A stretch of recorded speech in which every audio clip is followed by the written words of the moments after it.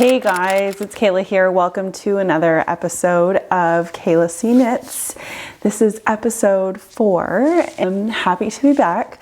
Today I just wanted to share some of the projects that I have finished since my last podcast with you. Some completed projects and some work in progress, some WIPs. If you've not been to this channel before, welcome. My name is Kayla. I have been knitting for pretty much my entire life. I think I first worked with a set of needles and yarn when I was about 6 years old. To this day, I'm not sure who taught me how to knit. For years, I thought it was my grandma, but she is just a crocheter.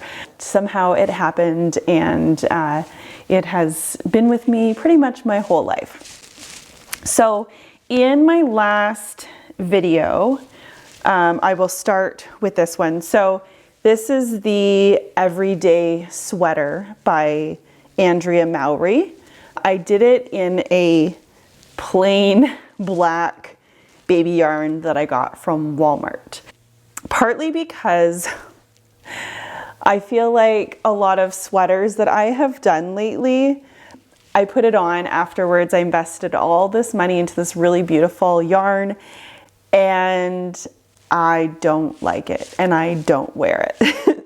And I was really excited about the Everyday Sweater pattern. It's just a nice, simple knit from the top down, and it has a thick ribbed waist on it. And it was just a really nice basic sweater.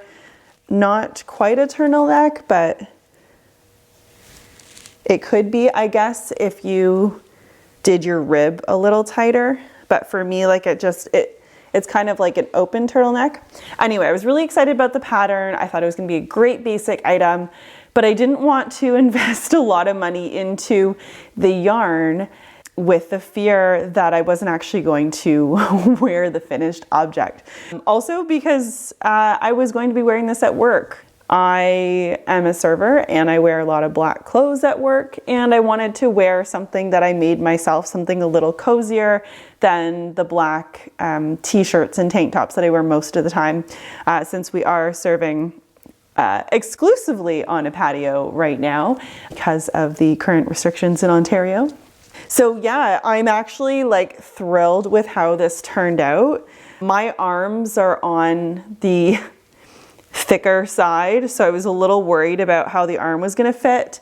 So I think I ended up sizing up because of the circumference of the arm, and it's perfect. And I really love it, and I'm excited to make another one, and I think I'm gonna I have some really fun hedgehog fibers that I think I'll do my next one in. But it's great, like there's definitely benefits to working top down. As far as being able to try it on, for me, it's figuring out exactly where the armpit is. Because of my arms being thicker, like I think I have 13-inch biceps. So for me, a lot of the times I was making the armpit a little bit lower, but then when I lift my arms up, it's the whole shirt lifts up as well. So I'm trying to shift to something a little bit more fitted, a little nicer looking, a little bit more put together. And because I'm kind of developing and making my own winter wardrobe, I'd say. I like wearing like a lot of dresses in the summer, and I really feel like I default to hoodies and yoga pants in the winter, and I just want to feel a little bit more put together. So why not use my knitting ability to do that? Okay, so that's the Everyday Sweater. I love it. I highly recommend it. It's a great basic piece, and I like that the waist has a really thick rib. Some sweaters, if you're on the chestier or bustier side, it just makes your whole body look like a blob, and I feel like it makes it a little bit more fitted if you have those curves. Cool. Okay, I have 2 hats, and this is why I had to do this video today, because one of them is a gift. This pattern was the watch cap. I'm pretty sure it's a watch cap. It's on Purl Soho. It's a free pattern. I heard, I think it was Knitting Traditions talk about it. and it looked so cozy. And I have this, I bought this Arroyo. It's a DK weight yarn. I bought it when I was traveling in BC in August. We were in the middle of forest fires and all the roads were closed. So my week in BC consisted of visiting all the local yarn shops. So it's Malabrigo, Arroyo, and the colorway is Carnival. And something that I like, it was an accidental thing that I absolutely love, is this gradient. I think the way that it's dyed, there was a lot more pigment on the outside of the skein, and it actually created this really beautiful fade. If I was to make this hat again, I probably would cast off sooner. I'm not sure how I feel about this little point, but it is like kind of cute. I don't know. I feel like I would like it like a little bit flatter. You can flip it up as well, but I feel like it loses some of the gradient. But it's really warm and really soft. And the double rib through the whole hat gives it that really squishy feeling like a brioche. And it's very nice. So this is my hat. The second hat I made, this is with a, I believe it's baby alpaca, and I forget the brand. I did get it at Hand Knit in Hamilton, which is where I get most of my yarns. And this is actually a modified version of a hat that I designed. If you've seen my Instagram at KNITS, there was a hat I posted maybe 2 or 3 years ago that I designed, and I used Julie Asselin Lazu worsted for it. So I modified this, and I was trying to kind of grade my pattern, and I realized like all the mistakes I made in writing down my pattern after the fact. And I know next time I design to write it as I make. So the original pattern had a knit row between every decrease. And this one I went straight to decrease. So this is more like a beanie, like a close fitting. Now the thing that is really nice about this hat is this time of year, if you want, I mean, it is like a great length, and I have a big head, but this is a great hat to have underneath a hood, or if you ski. It doesn't have that extra fabric. It really is like a nice snug fit. And it is baby alpaca. It is warm. This is her favorite color, and I'm very excited to gift it to one of my coworkers today. And I used a 1x1 rib, and it looks like a braid because I twisted all of the knit stitches, and I did it on both sides. I really like that, especially for like a yarn like this that doesn't have a lot of structure on its own.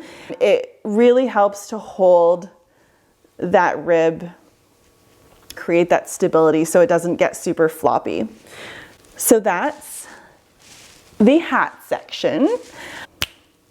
What else? I'm gonna save the one that's been in work the longest for last because it's the one I'm very excited to be back to. This is actually a crochet project. It's pretty basic. It's just a big crochet blanket. I think it's a half double crochet is the stitch I'm using. And I'm just using Lion Brand Heartland for this. Oh my gosh, I'm so sorry I don't have autofocus. I just really love this lens. Yeah, so I'm making this for a housewarming gift for someone, and kind of like a reading blanket. Like, it's not going to be a full bed blanket. I think I did 140 stitches on, oh, I have the hook right here. Yeah, Lion Brand Heartland, which is actually like a really soft acrylic yarn. I've used it a few times. The crochet hook is a size K/10.5/6.5 millimeter. I find that crochet hooks, the sizing changes depending on the brand, but all of my crochet hooks, because I like having collections, all of my crochet hooks are currently Knitter's Pride. So they have that consistency across the board, and I really like the handle on them. And they don't have a sharp hook. So yeah. Okay, the shawl that I'm working on right now, I'm working on the Trigradient shawl by Stephen West. I was really excited to get my hands on some dyed in the wool. The colorway is Close Call. And then I have, so this one kind of gradiates between some primary colors. So it's got blue, red, yellow, and then some beautiful blends with it. And then this is Polar Morn, and it's the sock yarn by Malabrigo. And I bought that at the same time as the hat, again, when I was out west. And it's really soft. I wasn't sure what was gonna happen with dyed in the wool. This was an investment. And the skeins are like half the size. I think they're 50-gram skeins, and I'm used to getting 100-gram skeins of sock yarn. Yeah, it was an investment, but I was really wanting to do this project, and I wanted to use the suggested yarns. So I am like, I guess I'm a quarter of the way through, because that's my second of 4 balls. And I will show you, oh, I'm mid-row here. That's okay. So let's just make sure I don't lose any stitches here. So this is apparently I think the wrong side, because they want like the sock yarn. So this is the side where the dyed in the wool is showing up on the brioche. And it's just, I wish I could show you the detail of this yarn. It's like every little section, there's like turquoise greens, and there's these, actually it's showing up quite nicely on here. And if you've never done brioche before, this is a really fun beginner project for brioche, because you get a break with just some straight knit and purl. This is the side where the Malabrigo is facing out. So it's a little bit brighter with the brioche. And it's just a big triangular shawl. And this is kind of, once you get the rhythm of the pattern, it's everything well, it's not everything I love about knitting. I love everything about knitting, but it is that like keeping my hands busy kind of project. Or if I need like the stimulation of constant color change, like, okay, I'm gonna knit until like the yellow section's gone, and then something else shifts in. And it almost like feels like dyed in the wool was designed for this project. And I know there's been a few different ones, but it is like such a beautiful yarn to work with. And I used a gray because there was this color specifically had a lot of like the undertones in here. I don't think, even though it's blurry, you might be able to see, but they do fit really well together. So that's really fun. And then the last project that I have, that I started this when I was in BC in August, and I put it down once it was time to split sleeves. And usually when I do that, I never return to it again, and I usually frog it. This is the Evenfall by Andrea Mowry, Drea Renee Knits. I'm using, so it actually has, so the main color is, I forget what it's called, but it's like this beautiful burgundy sock yarn by Malabrigo. I could just show you the ball. So this one right here, and it does have like a slight variegation to it. It is hand painted, so there's not a specific rhythm to it. And then I have by Skein Study, this one is called Birthday Cake. So in the detail, it's basically like funfetti batter. So there's like splatters of all sorts of bright colors, but they're all just like specks. And you have to actually look for it.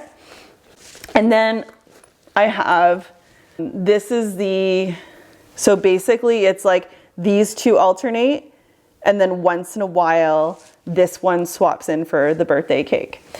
So this one, I think was called Backyard Barbecue, and it's also Skein Study. This was left over from a shawl I did a couple years ago, and it actually has the same color scheme as this one, just like bolder color changes.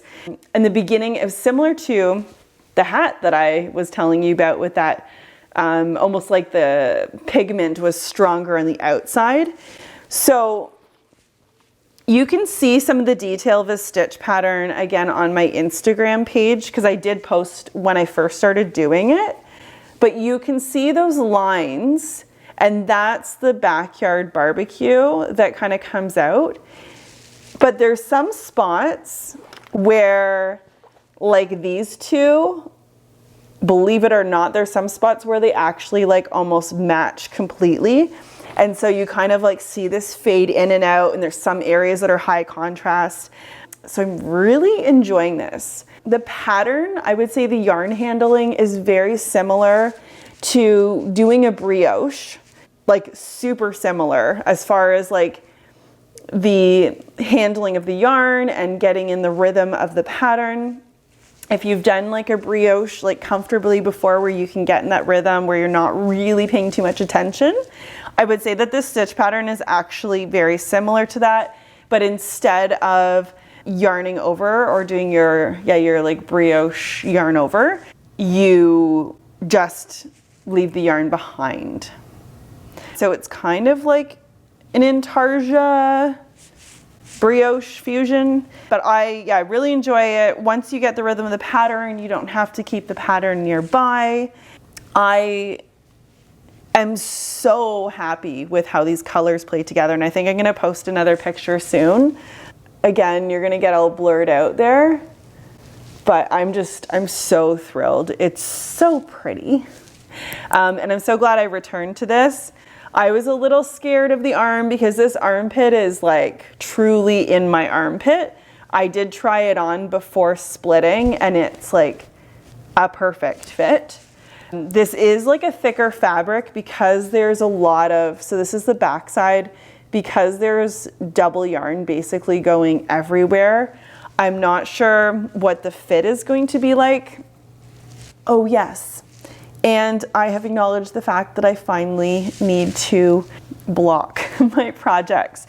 And if you are watching this and you know anything about blocking, I would love any recommendations on how you prefer to block, because I feel like that might be part of what I'm missing out on with some of the sweaters I finished, is that I haven't blocked them.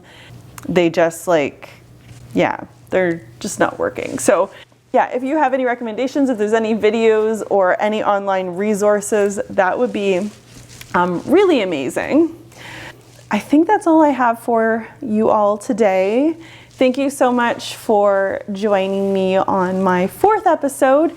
I'm gonna try to do this weekly, and I'm also planning on doing a knitting for beginners series. I really enjoy watching stitch tutorials, and I want to try doing some of my own, partially to kind of like play around with the filming and recording and playing around with light and everything. And I feel like this is the best setup I've had so far.